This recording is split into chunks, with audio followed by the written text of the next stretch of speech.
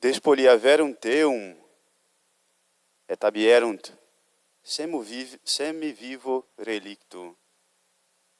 Roubaram-no e foram embora, deixando-o como morto. Pelo sinal da Santa Cruz, livrai-nos Deus nosso Senhor dos nossos inimigos, em nome do Pai, do Filho e do Espírito Santo. Amém. Podemos nos sentar? Reverendíssimo Padre Silvano, nosso pároco, reverendas religiosas aqui presentes, meus amados irmãos em nosso Senhor Jesus Cristo. Tivemos a grande graça de escutar da boca de nosso Senhor hoje a grande parábola da sua divina misericórdia. A parábola com a qual nosso Senhor quer combater a falta de caridade do povo hebreu, a sua ganância, a sua avareza. Pecados que os levam a negligenciar as mais prementes necessidades do seu próximo. Os judeus eram capazes de qualquer coisa por dinheiro. Não é à toa que nosso Senhor constantemente os admoestava: não podeis servir a dois senhores, não podeis servir a Deus e ao dinheiro. É muito difícil que um rico entre no reino dos céus. Mas os judeus eram muito apegados ao dinheiro e por ele eram capazes de roubar, de matar, de vender o próprio Deus por 30 moedas de prata. Essa, então, é uma das razões pelas quais nosso Senhor conta a parábola de hoje. É também para ilustrar, é também de grande valia para ilustrar a grande ganância e avareza dos judeus. Aquela história que conta de um judeu que, considerando grande pecado a veneração das imagens, queria ganhar sua vida vendendo imagens. E naquela história, conta-se que certo dia chegou um homem que procurava ali em sua loja, em meio às prateleiras, uma imagem muito específica. E procurava, mas não a conseguia encontrar. Ele então chegou ao balcão daquele vendedor judeu, interessado no dinheiro, e perguntou: meu bom homem, será que o senhor não teria aí uma imagem de São Jorge? E aquele judeu, que não conhecia santo algum, apenas vendia as imagens, julgava que era um pecado a veneração delas mesmas, foi até uma das prateleiras, pegou uma imagem, era uma imagem de São Pedro, colocou no balcão e disse: está aí, é a imagem. E aquele homem, o comprador, meio confuso, falou: mas como? Não, eu quero uma imagem de São Jorge. São Jorge montado no seu cavalo. Cadê o cavalo? E aquele judeu, querendo ganhar dinheiro, virou para aquele que queria comprar e disse para ele: calma, é uma imagem muito nova, novíssima. Que cavalo o quê? Olha a chave do carro na mão dele. Eles eram muito interessados no dinheiro, faziam qualquer coisa por dinheiro. E nosso Senhor quer combater esse sentimento com a parábola do bom samaritano. Quer fazê-los atentarem-se à necessidade mais premente do seu próximo. Essa é uma interpretação evidente da parábola. Mas hoje eu quero trazer uma interpretação dos padres da igreja que talvez não nos seja tão evidente assim. Se nós pudéssemos, quem sabe um dia, visitar a grande catedral de Chartres, na França, nós poderíamos ver lá um vitral, uma rosácea, como essa que nós temos aqui na nossa bela igreja, que representa, que figura, na qual estão pintadas duas imagens que como que se entrelaçam. É a história do bom samaritano e a grande história de Jesus Cristo, a grande história da queda e da redenção do gênero humano. Duas histórias que se entrelaçam. Essa é a interpretação que os grandes padres da igreja deram para essa história. É como que fosse uma metáfora das nossas próprias vidas, a nossa queda e a nossa redenção por Cristo nosso Senhor. Lembremos que as parábolas, como os sinais, querem nos apontar para algo muito maior do que a si mesmas. Esse é o significado dos sinais, das parábolas também. Então, ouvindo as palavras de nosso Senhor, nós escutamos o relato. Um homem descia da cidade santa, de Jerusalém até Jericó. E no meio desse percurso, ele caiu na mão de uns ladrões, que o roubaram e o deixaram na estrada como morto. É uma metáfora, dizem os santos padres, da nossa própria vida. Que significaria, então, essa metáfora? Nós sabemos, na Sagrada Escritura, Jerusalém, a cidade santa do povo hebreu, é figura do céu, é figura da verdadeira terra prometida, Jerusalém celeste. Jericó, de outro lado, tanto no Antigo Testamento quanto no Novo, é figura da iniquidade. Era a cidade do pecado. Era a cidade dos pecadores, que bradava aos céus com seus pecados. Nós podemos nos lembrar, para o povo hebreu entrar na terra prometida depois de um êxodo, depois de uma viagem de 40 anos no deserto, chegando no alto da montanha, vê já a terra prometida, mas vê também Jericó, uma cidade imersa em pecado, em torno da qual devem marchar, pedindo a Deus misericórdia e pedindo que os ajude a passar sobre ela, derrubando suas muralhas, extinguindo o seu pecado, para que possam alcançar a terra prometida. Também no Novo Testamento podemos lembrar de Bartimeu, o cego que era julgado pecador e por isso a sua enfermidade. O cego às portas de Jericó. Trata-se de uma grande metáfora de nossas vidas, meus amados irmãos. Nós, criados para o céu, saímos de nossa condição divina através do pecado que rouba a graça de Deus e nos deixa mortos na estrada, indefesos, incapazes de sair de nossa própria condição. É uma metáfora da nossa própria vida.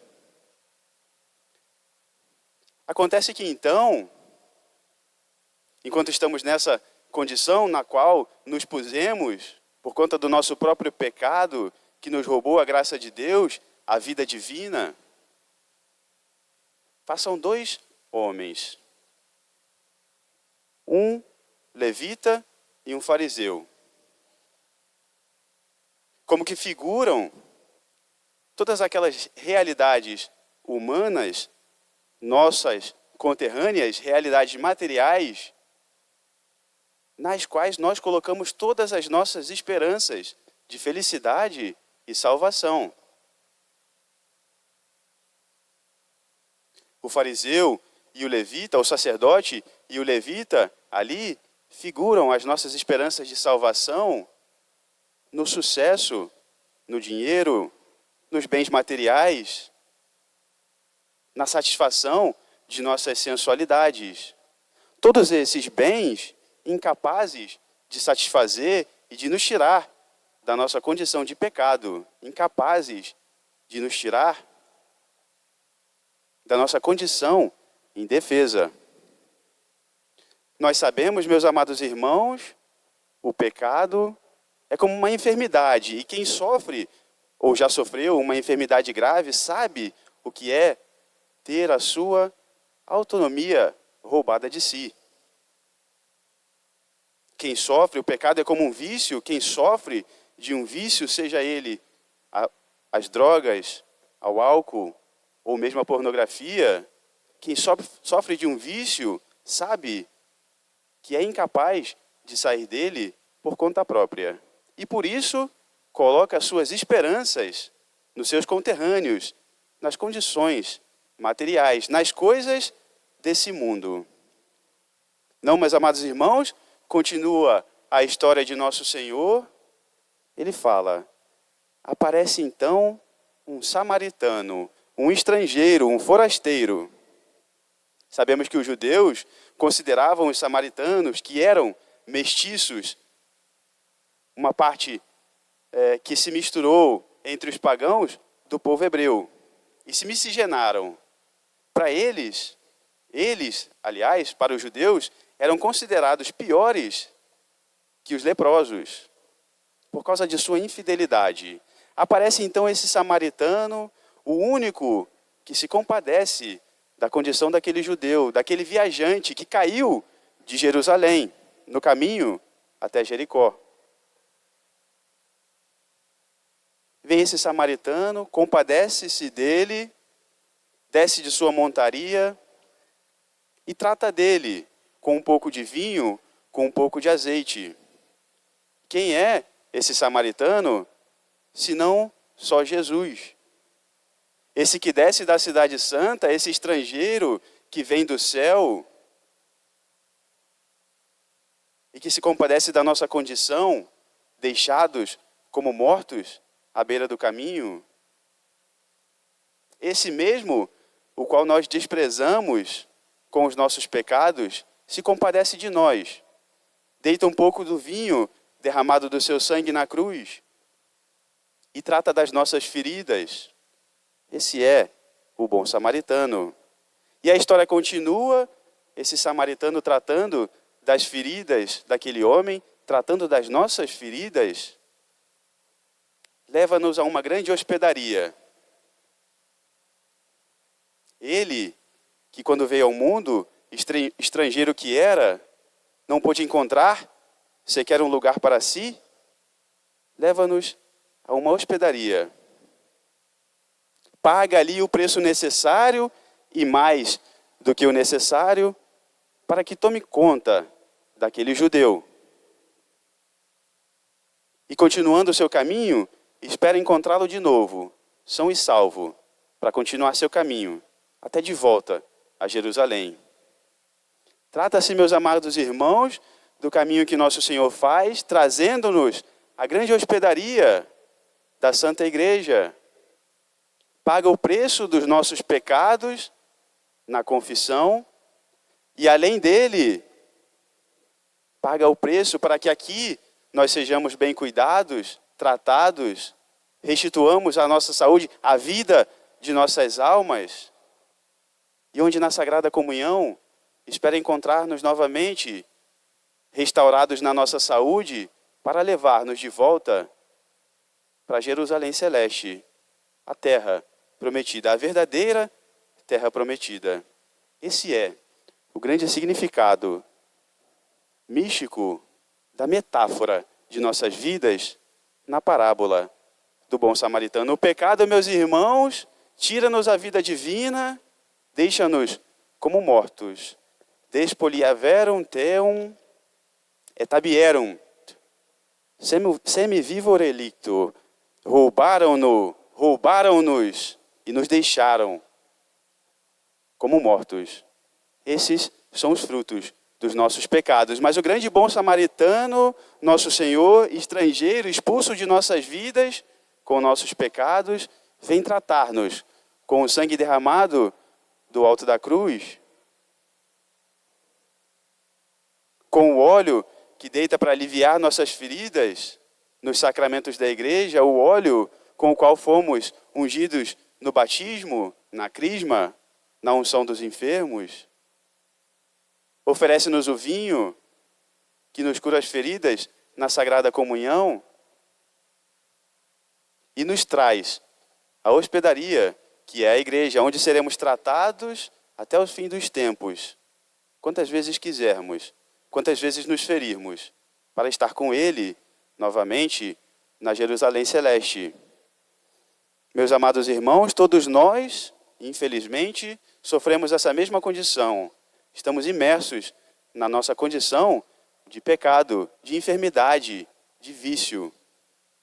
Mas nós temos alguém que se compadece de nós no caminho de nossas vidas e nos traz a esse grande hospital de campanha, onde nós havemos de ser tratados e bem cuidados. Peçamos à Santíssima Virgem Maria, nesse mês das vocações, que ela toque nos corações de muitos dos nossos jovens, que se sintam chamados a trabalhar nessa grande hospedaria, a tratar de muitas outras almas que estão no caminho, sofrendo por não terem quem os possa ajudar. Peçamos a Nossa Senhora que ela toque no coração de muitos dos nossos jovens nesse mês dedicado às vocações, com as palavras de São Paulo, convencendo-os que a vida verdadeira é estar com Cristo, nosso Senhor. Vita est enim esse cum Cristo. A vida verdadeira é estar com Cristo. Os convença a estar na presença de Deus e o servir no sacerdócio católico, como diz o livro do Deuteronômio. Astare coram Dominum, et illi ministrare. Louvado seja nosso Senhor Jesus Cristo. Para sempre seja louvado. Em nome do Pai, do Filho e do Espírito Santo. Amém.